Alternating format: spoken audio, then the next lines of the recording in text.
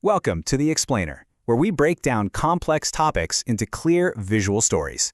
Today, we're diving into the world of chemistry. So we're going to explore the chemical language of acidity.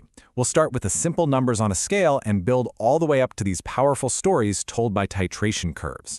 We're going to see how chemists go from a calculation to a picture to uncover the secrets hidden inside a solution. Okay, so first things first. Let's tackle a term we've all heard but maybe don't fully get: pH. What do those two little letters actually mean in the chemical world? At its heart, pH is basically this super clever trick to avoid dealing with crazy small annoying numbers. See, instead of writing out these long decimals for the concentration of acid ions, this formula just converts it into a simple manageable number, usually between 0 and 14. It's like a magnifying glass for the most important part of the number. This scale is our roadmap, right? Anything below 7, it's acidic. Above 7, it's basic. And right on the dot at 7, that's neutral. And you know what the gold standard for neutral is? Pure water. In any glass of water, a tiny fraction of molecules are always splitting into acid and base ions and then getting back together.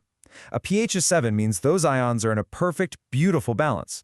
So how do we actually jump between the real-world ion concentration and this handy pH scale? Well, for that, you're going to need a toolkit of formulas. Let's open it up. Okay, check this out. This table, which was inspired by the work of chemistry tutor Melissa Maribel, it lays out all the key relationships for you. You can see how to get from acid concentration to pH, and then right back again. And the same thing goes for base concentration and its own scale, pOH. And the key thing to see here is how they're all connected through that magic number, 14. And here's a total pro tip, something that trips up a ton of people. Because pH is what's called a logarithm, there's a special rule for how precise you need to be. The number of significant figures in your concentration, that tells you exactly how many decimal places to use for your pH. It's one of those small details that makes a huge difference for getting it right. All right, so crunching numbers is one thing, but in a real lab, you want to see what's going on, right? So how do chemists take this invisible property, acidity, and make it, well, visible? How do you actually see pH? The answer is pH indicators. These are special dyes, and they're basically chemical chameleons. They can exist in two different forms, an acid form and a base form, and get this, each form is a different color. This is amazing because it lets us get a pretty good idea of a solution's pH just by looking at it. Now, the really cool thing is, there's no one-size-fits-all indicator. They're all specialists. So if you're working with strong acids, you might grab some methyl orange. If you're hanging out around neutral, bromothymol blue's your guy. And for basic solutions, phenolphthalein is the absolute classic. It's all about picking the right tool for the job. And get this, it's not just some weird lab chemical thing. Nature does this too. Hydrangea flowers are a perfect, beautiful example.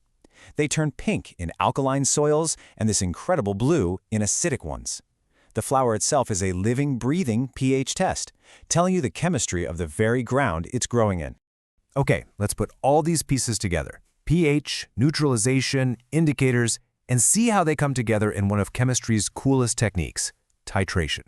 This is where we get to play chemical detective. So I want you to think of this like a detective story. You've got this vial, a mystery solution, you have no clue how strong it is. Titration, that's your procedure, your method for cracking the case and finding that hidden value. It's a huge deal in analytical chemistry. And every good detective story has its key players, right? Titration is no different. Down in the flask, we have our analyte. That's the mystery, the solution we don't know the concentration of. And in that long glass tube above it, called a burette, we have the titrant. That's our tool, our standard, a solution where we know the concentration exactly. So here's how it goes down. We take our mystery solution, add a couple drops of our indicator, which is our signal, then super slowly, we start adding the titrant, drop by drop. And we watch. The moment that indicator changes color and stays that new color, that's our endpoint. It's the signal telling us to stop, that we've added just enough titrant to neutralize everything in the flask. But wait, the real story, the juicy details, aren't just in that final poof of color. What if we track the pH with every single drop we added? We wouldn't just get a boring straight line. Oh no, we'd get something much, much more interesting. A map of the entire reaction. We call it a titration curve. And here it is. This classic S-shaped curve is literally the map of our titration. It starts out low, rises kind of slowly, and then, bam, it shoots straight up before leveling off again way up high.